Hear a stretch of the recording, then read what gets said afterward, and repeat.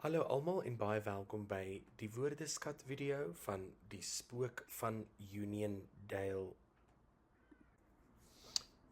Jou eerste woord is spook. Spook. 'n Spook beteken 'n bonatuurlike gees van 'n oorlede persoon. Gewaar. Gewaar. Gewaar beteken om iets bewustelik waar te neem of op te merk in jou omgewing. Jammer kry. Jammer kry. Jammer kry beteken om simpatie of medelee met iemand te hê in 'n moeilike tyd.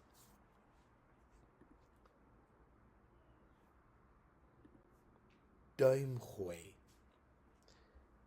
Duimgooi is wanneer iemand langs die pad staan en vir verbygaande motoriste vra vir 'n geleentheid om saam te ry. Stilte. Stilte. Wanneer daar geen klank of geluid is nie. Hoendervleis. Hoendervleis. 'n velreaksie wanneer jy koud kry of bang is. Ryloper. Ryloper.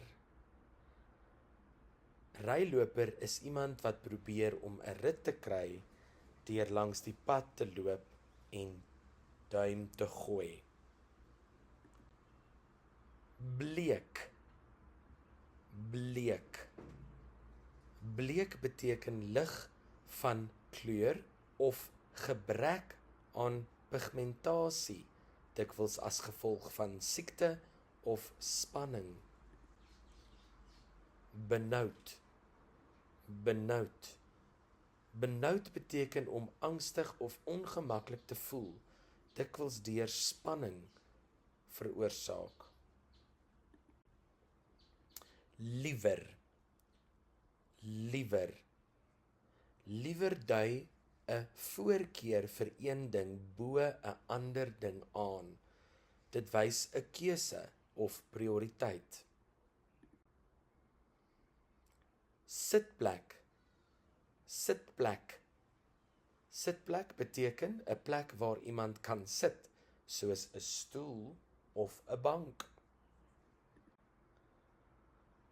Triespeeltjie. Triespeeltjie. En nog 'n keer, triespeeltjie. Triespeeltjie is die spieël in 'n motor wat die bestuurder help om agter die voertuig te sien. Triespeeltjie. Hier is ook 'n hersieningsblad vir jou wat ook in Engels vertaal is.